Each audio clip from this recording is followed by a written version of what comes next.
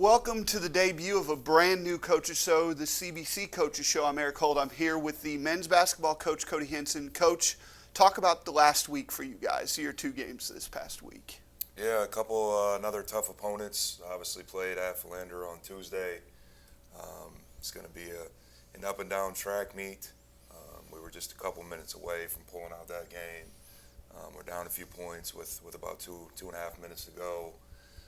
Just had some bad possessions offensively, and they capitalized it on their end. Had to foul a couple times, and obviously ended losing by 10 points. Then we jumped into Saturday's game. Thought we played a brutal first half, just offensively. Just weren't moving the ball like we typically do.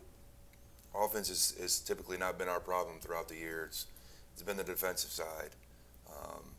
And challenged them at halftime. They came out in the second half. We won the second half, but we dug ourselves such a deep hole in the first half that it was kind of hard to battle out of. And those are some of the things that we've been talking about. Is we started the season, we would have the first 4 or 5 games, we were having about a 10, 12-minute spurt of allowing teams to extend their runs and not cutting them off.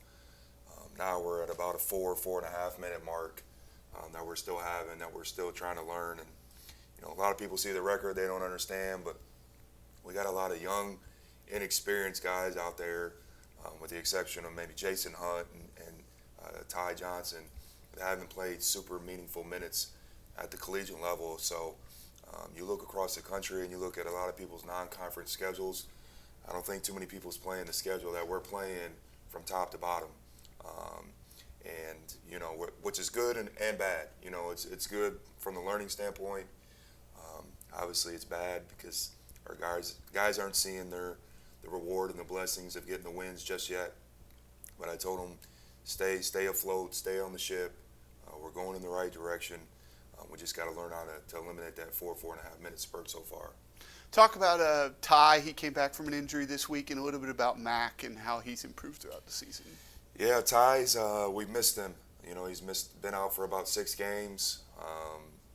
He can create a mismatch at his position, being 6'6", 6'7", where, he can play in the post a little bit. He can step out on the perimeter against taller guys and put the ball on the floor and be able to knock down some shots. So it extends the floor and allows our driving gaps for our guards to be able to get downhill, because he drags the big away from the rim, so there's not much rim protection. So definitely missed him on that end. And then his versatility on the defensive side, he's capable of switching 1 through 5. So we're happy to have him back. And Saturday was kind of just he hasn't been able to practice much, so obviously getting back in shape and getting in the rhythm and getting his confidence back. But it'll be fine. I'm sorry he played Tuesday and then Saturday. But both of those games are just trying to get his conditioning back and get his rhythm back. And then Mac, love Mac. I'm extremely hard on him. I'm probably the hardest on him out of anybody, just because he's at the point guard spot, and I kind of tell him, hey, you're an extension of me. You're kind of the quarterback. And I told him on Saturday before the game, when you win, the quarterback's the greatest, and when you lose, it's all the quarterback's fault. And you got to take that with a grain of salt, being at the PG spot.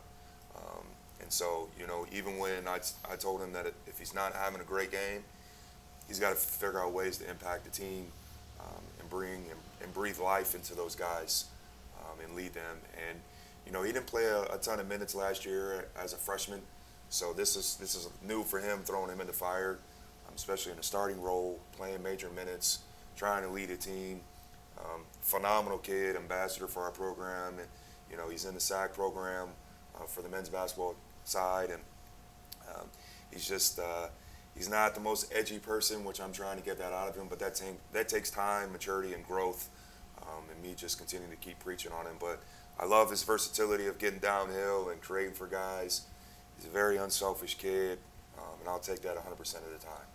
Saturday, you got a tough opponent. You go to Freed-Hardeman. You've already seen them this year, but talk a little bit about that matchup, Coach. Yeah, I think out of all the games, so far that we played this year, and excluding the Division I game we played against Oral Roberts, Freed was the one game that we got a wake-up call, where I didn't feel like we had a good grip at all within the game. And credit to them. There's a reason why they're a top 3 team in the country right now. Last time we played them, they were fifth. Now they're third, and they deserve it. They're grown men. They play super hard. They're long and athletic. They're interchangeable from 1 through 5. They got a good quality group that came back from last year, along with guys that they implemented from transfers and some freshmen. And Coach does a really, really good job. I respect him a lot. In regards to us, seeing them the first time and kind of understanding what to expect going into this game, you got to match their athleticism and their physicality. They're going to be in their face. They're going to guard you, 94 feet and really pressure you and cause a lot of havoc. And you got to be able to handle that. And then when you get in the half court, you got to be able to have quality possessions. And I think the biggest thing that we had trouble in that game was our defensive transition in the first half. Second half, we came back, we settled in, kind of understood the assignment after I challenged them.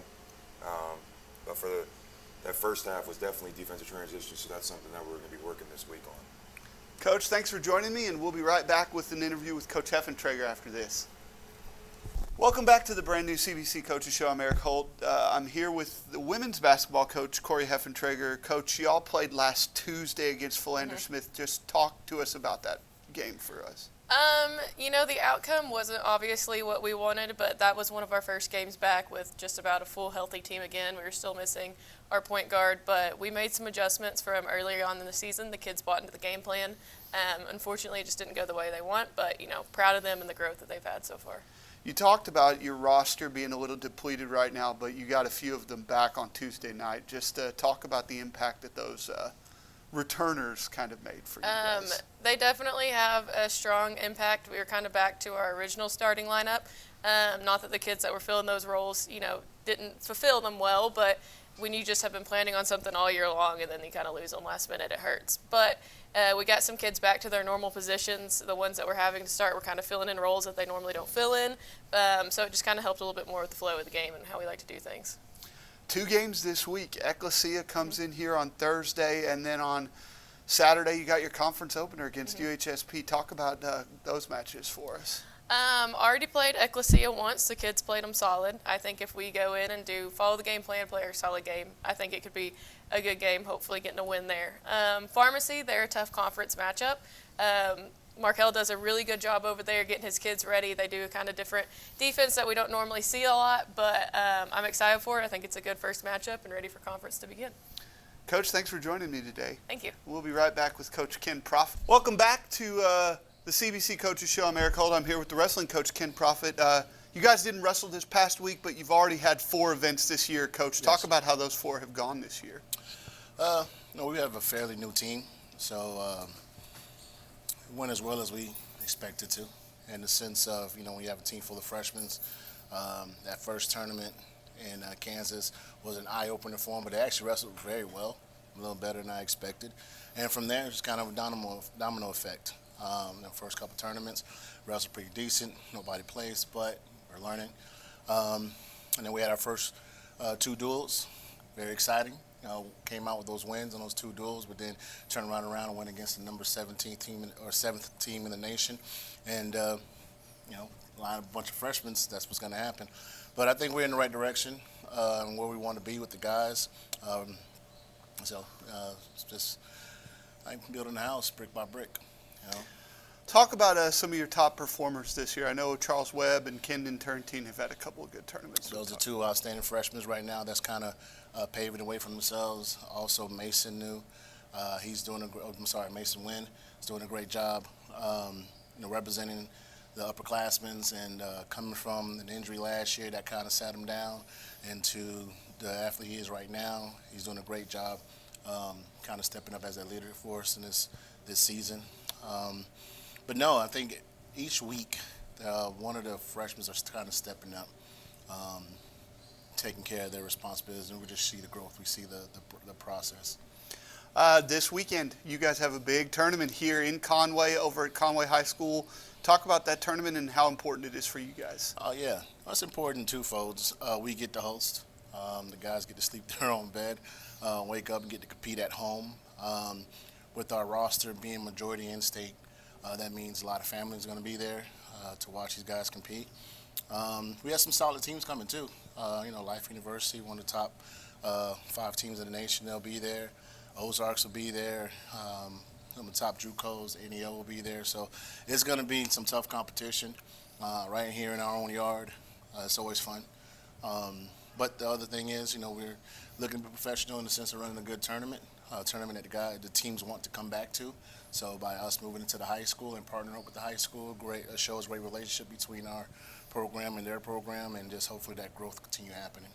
Coach Prophet, thanks for being with us today, and thank you for tuning in to the first episode of the CBC Coaches Show. I'm Erik Holth. We'll see you next week.